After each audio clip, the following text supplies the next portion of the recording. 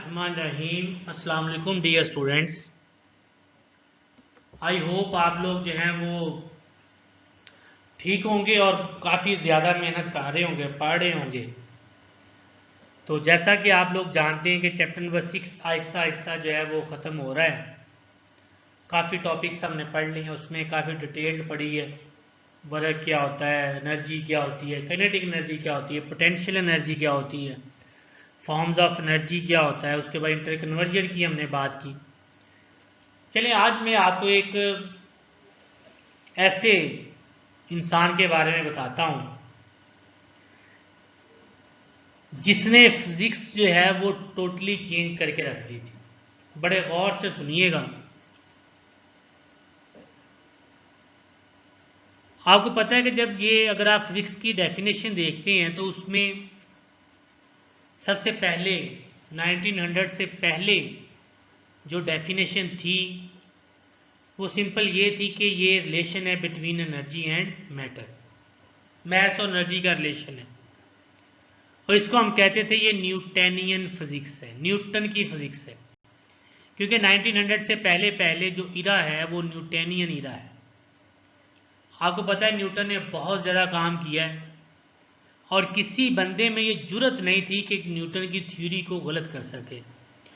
क्योंकि अगर आपने न्यूटन की थ्योरी को गलत करना है तो आपको दलाइल चाहिए थे, आर्गूमेंट्स आपके पास होने चाहिए। लेकिन कोई ऐसा बंदा नहीं था जिसने इसके ऊपर जो है वो काम किया हो। लोगों ने क्या सोचा, लोगों ने अब सोचा कि अब फिजिक्स जो है वो ख़त्म हो गई है, अब फिजिक्स जो है वो नहीं आ सकती। जितनी हमने फिजिक्स पढ़नी थी, डिस्कवर करनी थी, वो कर ली है 1900 से पहले पहले बता रहा हूं। लेकिन जो कुदरत है ना उसको कुछ और ही मंजूर होता है। जब सारे लोग सोच रहे थे कुछ भी नहीं होना, तो अल्लाह पाक ने फिर एक ऐसे इंसान को भेजा जिसने फिजिक्स की डेफिनेशन ही चेंज करके रख दी। उस बंदे का नाम जो है आइंस्टाइन है। पिक्चर ये जो आप देख रहे हैं, ये पिक्चर मैंने स्लाइड्स के ऊपर भी लगाई हुई है। बहुत बड़ा इंसान, बहुत बड़ा साइंटिस्ट, थ्योरेटिकल फिजिक्स में नोबेल प्राइज लिया। इसने क्या कहा, इसने सबसे पहले फिजिक्स की हिस्ट्री में, साइंस की हिस्ट्री में इसने सबसे पहले रिलेशन निकाला, एनर्जी और मैस का रिलेशन फाइंड किया। 1905 में इसने रिलेटिविटी की थ्योरी दी। 1915 में फिर mc स्क्वायर वगैरह इसने, तो बहुत ज़्यादा इसने काम किया। 1922 में फिर 20 में जाके इसको जो है वो फिर नोबेल प्राइज, 21 में नोबेल प्राइज भी मिला। तो बहुत बड़ा काम किया इसने जो है फिजिक्स में। तो लोगों ने जो है वो कहा कि चलें अब जो है वो एक दिशा फिजिक्स की ओपन होगी है। तो बहुत ज़्यादा काम किया इसने, काफ़ी डिटेल्ड बातें की जा सकती हैं। बस आप लोगों ने सिर्फ ये चीज़ ध्यान में रखनी है कि फिजिक्स की जो दिशा बदली है, फिजिक्स में जो अवतार नया आया है, ये जो है ये आइंस्टाइन की वजह से आया है। बहुत सा काम किया इस बंदे ने। मैं आपको सिर्फ ये चीज़ बताना चाहता हूँ कि अगर मैं आइंस्टाइन और न्यूटन में कंपैरिजन करता हूँ तो न्यूटन ने बहुत ज़्यादा काम किया हुआ है, यानी कि उसकी क्वांटिटी काम की बहुत ज़्यादा है, लेकिन क्वालिटी इतनी अच्छी नहीं है। बहुत सी थ्योरी उसकी जो है वो गलत भी हुई है। आइंस्टाइन की क्वांटिटी इतनी नहीं है लेकिन क्वालिटी बहुत अच्छी है।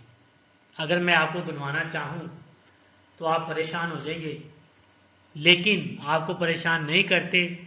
सिर्फ एक छोटी सी एग्जांपल दे के उसके बाद फिर हम आगे पढ़ते हैं।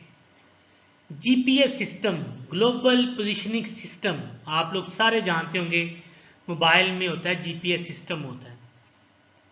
जीपीएस सिस्टम जो है ये इसी इक्वेशन की बेस के ऊपर है। अगर ये इक्वेशन ना आती तो आज जो जीपीएस सिस्टम है वो आपको एग्जैक्ट लोकेशन बता रहा होता है। अगर वो ना, ये इक्वेशन आती ना, डिस्कवर होती, तो आज अगर सपोज करें आप ऊबर वाले को या करीम वाले को बुलाते तो वो जब आता आपके जो है लोकेशन के ऊपर, तो आपको कहता जी मैं तो लोकेशन पे खड़ा हूँ, तो आप कहें जी वो कहाँ लोकेशन है, हम तो खुद बाहर खड़े हैं तो आप नज़र ही नहीं आ रहे। उसका रीज़न ये कि अगर ये इक्वेशन ना आती तो जो ऊबर है या करीम है, ये जो भी जिस बंदे ने भी आपको ढूंढना है, उसके दरमियान में और आपके दरमियान में जो डिस्टेंस है तकरीबन 12 किलोमीटर का होता। लेकिन इस इक्वेशन ने आके बहुत से मामला सॉल्व कर दिए।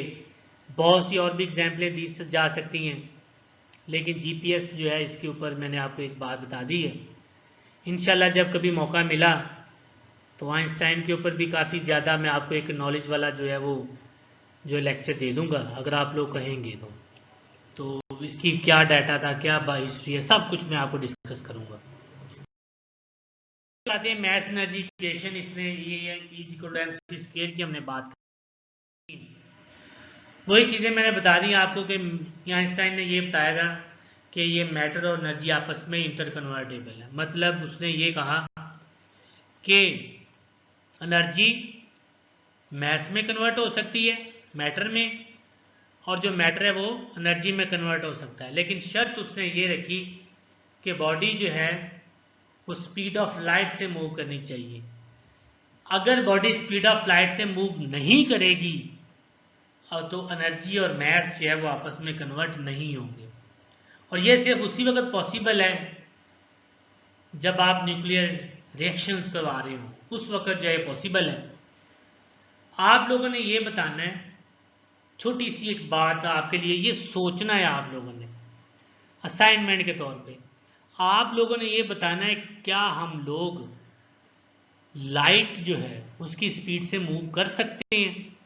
इसका आंसर मुझे आपने लिख के भेजना है, और जिसका आंसर अच्छा होगा, प्रॉपर रीजन के साथ होगा, मैं इंशाल्लाह जब स्कूल ओपन होंगे उस बच्चे को फिर मैं गिफ्ट दूंगा। दोबारा सुन लें, आप लोगों ने ये बताना है क्या हम लोग जो हैं वो स्पीड ऑफ लाइट से मूव कर सकते हैं। एक दफ़ा रिपीट दोबारा कर देता हूँ, क्या हम लोग स्पीड ऑफ लाइट से मूव कर सकते हैं। जिस बच्चे का आंसर प्रॉपर हुआ, एक्यूरेट हुआ, उस बच्चे को मैं जब स्कूल ओपन होगा, चाहे वो बॉयज़ में से हो, चाहे गर्ल्स में से हो, चाहे जिस मर्जी कैंपस से हो, उसको मैं इंशाल्लाह जो है वो गिफ्ट भेजूंगा। तो गिफ्ट भी दूंगा। आप लोगों ने क्या करना है, जब भी आंसर भेजना है मुझे नाम लिख के भेजना है, कैंपस वगैरह जो भी सब कुछ लिख के भेजना है, और ये मेरा आपकी असाइनमेंट है। उसके बाद जो है आपको पता है जो स्पीड सी जो है वो स्पीड ऑफ लाइट को शो करता है, और इसकी जो वैल्यू होती है, ये वैल्यू जो है ये 3 × 10 की पावर जो है वो 8 है। वो 108 नहीं है, ये चीज़ें में ये 8 है, 10 की पावर 8। ये बुक से देख लीजिएगा, ये लिखने में थोड़ा सा इशू हो गया था। उसके बाद जो है आपने ये इक्वेशन है, और आपको पता है कि जो इक्वेशन इसको ज़रा सही करके कर लीजिएगा, 3 × 10 की पावर 8 मीटर पर सेकेंड। ये बुक से ज़रा लिख लीजिएगा, ये 108 नहीं है, ये चीज़ें में रखनी है आप लोगों को। उसके बाद जो है energy of on sun and star, जितने भी सन और स्टार में ये सारी एनर्जी हो रही है, ये इसी बेस के ऊपर हो रही है, E = mc² के ऊपर हो रही है। ये चीज़ें हमें रखें। न्यूक्लियर रिएक्शन में जो प्रोसेस हो रहा है वो सारा E = mc² के ऊपर हो रहा है। जितने भी न्यूक्लियर प्लांट में एनर्जी हम ले रहे हैं, यानी कि बम वगैरह बना रहे हैं। अब एक और एप्लीकेशन देख लो फिर इसकी कि E = mc² अगर ना होती तो आप एटम बम ना बना पाते। तो इसका मतलब न्यूक्लियर रिएक्टर में जितने भी रिएक्शंस वगैरह हो रहे हैं, ये सारे जो हैं वो E = mc² के ऊपर बेस कर रही है। जो क्वेश्चन मैंने आपको दिया है वो आप लोगों ने लाजमी सेंड करना है। अपना बहुत सारा ख्याल रखिएगा। अल्लाह ने के बाद।